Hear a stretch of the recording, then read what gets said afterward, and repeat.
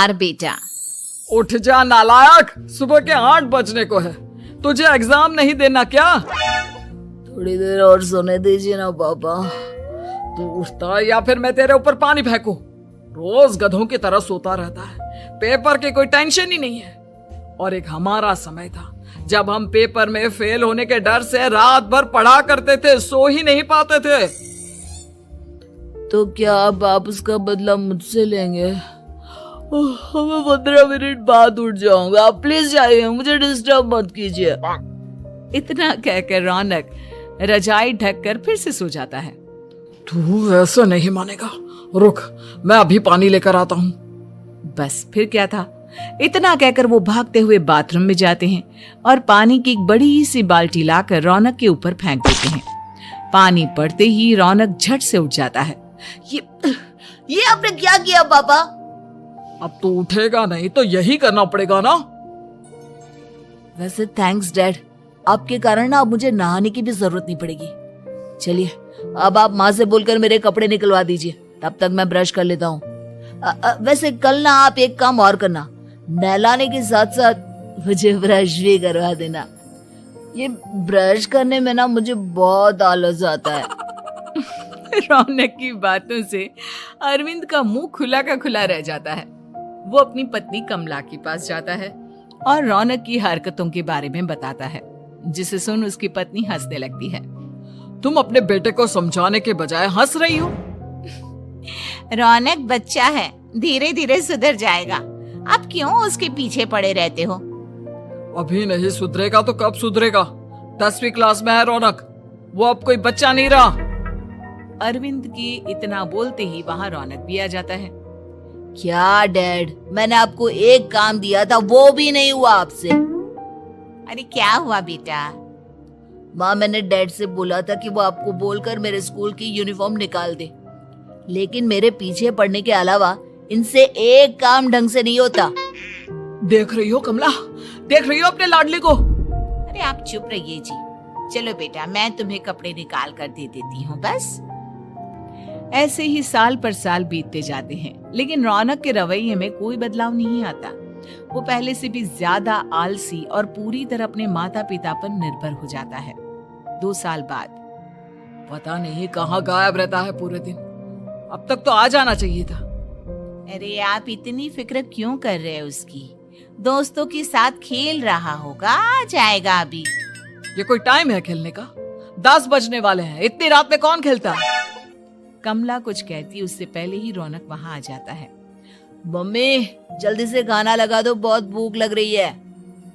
तुम्हें तब तक खाना नहीं मिलेगा जब तक तुम बता नहीं देते कि इतनी रात गए कहाँ से आ रहे हो। ओ प्लीज डैड, अब आप एसी पे प्रद्युमन बनकर मेरे सर पर बंदूक लेकर मत बैठ जाना। अपनी फालतू की बकवास बंद कर और बता कहाँ से आ रहा है। माँ अब समझाइए ना डैड को। बता देना बेटा, इनको भी तसल्ली हो जाएगी। आप बोल रही हैं तो बता देता हूँ, मैं दोस्तों के साथ मूवी देखने गया था, इसलिए देर हो गई। तो इन सब चीजों में मेरे पैसे उड़ाता है। कभी 1 रुपया कमाने के बारे में सोचा है तूने? जब देखो हवा की तरह पैसे उड़ाता रहता है। माँ अब आप इन्हें चुप करा दीजिए, वरना ना मुझे गुस्सा आ जाएगा। अच्छा क्या कर लेगा? बता ना क्या कर लेगा तू? वैसे बात तो ठीक ही है, मैं कर ही क्या सकता हूँ। पैसे तो फिर भी मैं आपसे ही मांगूंगा ना। चलिए अब ये सब बात छोड़िए और मम्मी मेरे लिए खाना लगा दीजिए। अभी लगा देती हूँ बेटा। मैं बता रहा हूँ कमला, एक दिन ये ऐसे ही बिगड़ जाएगा। उफ़ो, आप क्यों इतना पीछे पड़े रहते हो मेरे बच्चे के?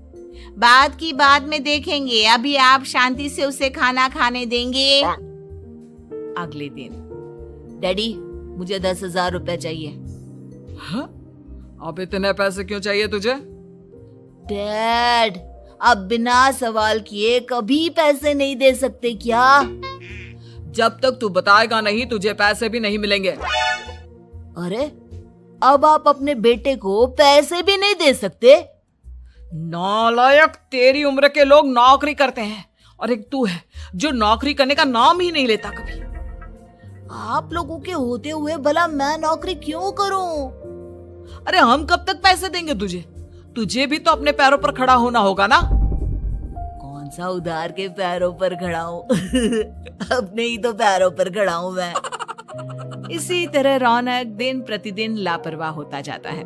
उसकी लापरवाही को देखते हुए अरविंद और कमला अपने बेटे की शादी कराने का फैसला लेते हैं और 1 महीने के अंदर अंदर ही रौनक की शादी मेघा नाम की लड़की से करा देते हैं। शादी के कुछ दिन बाद, रौनक, मुझे एक अच्छी सी साड़ी चाहिए, आप ला दोगे ना?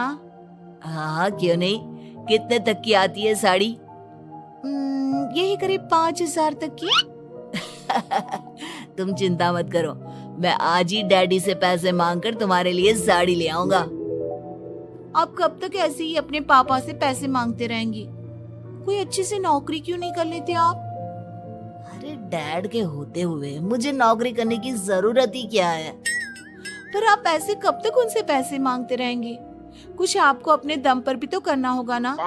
अब तुम भी बाकी लोगों की तरह मुझे ज्ञान देना शुरू मत कर देना। साड़ी चाहिए ना तुम्हें, मिल जाएगी बस। इतना कहकर रौनक अपने पिता से पैसे मांगने चला जाता है। डैडी, मुझे 5,000 रुपया चाहिए। अब 5,000 क्यों चाहिए तुझे? वो मेघा को साड़ी चाहिए थी। अरविंद आगे बिना कुछ कहे चुपचाप उसे पैसे निकाल कर दे देता है। कुछ दिन बाद, तुम्हें नहीं लगता कमला, रौनक हम पर पहले से भी ज्यादा डिपेंड हो गया है? मुझे तो अब उसकी भविष्य की चिंता होने लगी है। कल को हमें कुछ हो गया तो वो क्या करेगा? काश तुमने पहले ये सोच लिया होता तो आज हमारा बेटा इतना लापरवाह नहीं होता। तब मुझे कहाँ पता था कि मेरा लाड प्यार उसे इतना बिगाड़ देगा कि वो इस हद तक लापरवाह बन जाएगा। कोई बात नहीं, अभी भी देर नहीं हुई। मुझे पता है उसे कैसे सुधारा जा सकता है। कैसे?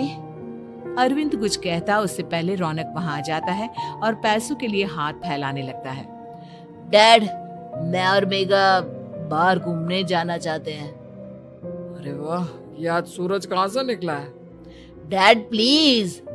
अच्छा चलो अब मुद्दे की बात करो। मुझे अब 25,000 चाहिए। अब तुम्हें 1 रुपया भी नहीं मिलने वाला। अगर तुम्हें पैसों की इतनी ही जरूरत है तो कोई ढंग की नौकरी कर लो। मम्मी, आप कुछ कहिए ना डैड को। बेटा, वो गलत क्या बोल रहे हैं? ये सब हम तेरे भले के लिए ही तो कर रहे हैं। मम्मा, मैंने बताया ना आपको, मुझे नहीं करनी कोई जॉब वॉब। तो ठीक है, निकल जाओ हमारे घर से। तुम्हारे जैसे लोगों के लिए मैंने ये घर खड़ा नहीं किया है। जितना ये घर आपका है ना, उतना ही मेरा भी है। मैं कहीं नहीं जाने वाला। जाना तो पड़ेगा ही तुझे, क्योंकि अब मैं तेरा कोई भी खर्चा नहीं उठाने वाला। ठीक है, मत उठाइए मेरा खर्चा, मैं अपने दम पर भी जी सकता हूँ। तो बेशर्मों की तरह अब तक यहाँ क्यों खड़ा है? अपना सामान ले और निकल जाए यहाँ से। रौनक पैर पटकते हुए वहां से चला जाता है। घर से निकालना जरूरी है क्या उसे? बिना पैसों के कौन रखेगा उसे किराए पर? अगर उसका भविष्य सुधारना है तो हमें अपने दिल पर पत्थर रखकर ये कदम उठाना ही होगा। दोनों बात कर रहे होते हैं कि रौनक अपनी पत्नी के साथ एक बड़ा सा बैग लेकर घर से निकल जाता है, लेकिन घर से बाहर उसे कोई भी मुफ्त में अपने घर किराए पर नहीं रखता। अंत में थक हार कर वो फिर से अपने घर चला जाता है। क्या हुआ? थोड़ी देर पहले तो दहाड़ते हुए घर से निकला था, अब क्या हुआ? नहीं रखा ना किसी ने तुझे किराए पर? डैड प्लीज, मैं कुछ दिनों में कोई अच्छी सी नौकरी शुरू कर दूंगा। आप तब तक तो हमें रख लीजिए प्लीज। सुबह से रात हो चुकी है लेकिन कोई हमें रखने को राजी नहीं है। अब आप ही बताइए, इतनी रात को मैं मेघा को लेकर कहाँ जाऊंगा? ठीक है ठीक है, बहू की वजह से मैं तुझे घर पर रख रहा हूँ, लेकिन तू इस घर में एक बेटे की नहीं बल्कि एक किराएदार की हैसियत से रहेगा। 3 महीने है तेरे पास। इन 3 महीनों के अंदर अंदर मुझे तेरी पहली तनख्वाह हाथ में चाहिए, समझ गया? पक्का डैड, इन 3 महीनों के अंदर अंदर तो कोई बढ़िया सी नौकरी ढूंढ ही लूंगा मैं। ऐसे ही धीरे धीरे समय बीतने लगता है और अरविंद के दिए 3 महीनों में से 2 महीने बीत चुके होते हैं। पापा जी ने हमें 3 महीने दिए थे, जिसमें से 2 महीने तो बीत चुके हैं। अब ये आखिरी महीना बचा है। अरे तुम चिंता मत करो, आज मेरा ना 2 जगह इंटरव्यू है, दोनों में से कहीं ना कहीं तो जॉब लग ही जाएगी। अच्छा, all the best. Raunak interview के लिए निकल जाता है, जिसके बाद शाम में रौनक घर आता है। कैसा गया इंटरव्यू? आपकी नौकरी लगी या नहीं? अरे पहले सांस तो ले लेने दो अच्छे से। बताइए ना, मुझसे तो जरा भी इंतजार नहीं हो रहा है। वो दरअसल बात यह है कि मेरी नौकरी तो लग चुकी है, लेकिन पैसे बहुत कम है। कितने पैसे हैं? 15,000। इतने में अरविंद और कमला मिठाई का डिब्बा लेकर आ जाते हैं। बधाई हो बेटा। हम जानते थे तेरी जॉब जरूर लगेगी। लेकिन मेरी सैलरी बहुत कम है मम्मा। कम है तो क्या हुआ, धीरे धीरे बढ़ जाएगी। हाँ बेटा, हम तो बस चाहते थे कि तू अपने पैरों पर खड़ा हो जाए।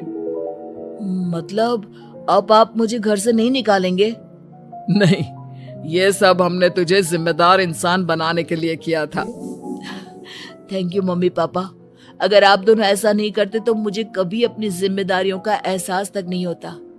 आज आपने मुझे सिखा दिया कि इंसान का अपने पैरों पर खड़ा होना भी जरूरी होता है। इतना कहकर रौनक झट से अपने माता पिता के गले लग जाता है और अपनी कमाई की पहली तनख्वाह वो अपने माता पिता के हाथ में सौंपता है। इस तरह रौनक एक गैर जिम्मेदार व्यक्ति से एक जिम्मेदार व्यक्ति बन जाता है। उम्मीद है कि आपको हमारी ये कहानी पसंद आई होगी। कृपया हमारे चैनल को सब्सक्राइब करें और सभी अपडेट्स के लिए बेल आइकन जरूर क्लिक करें। और हाँ, वीडियो लाइक और शेयर करना मत भूलिएगा। Bye bye.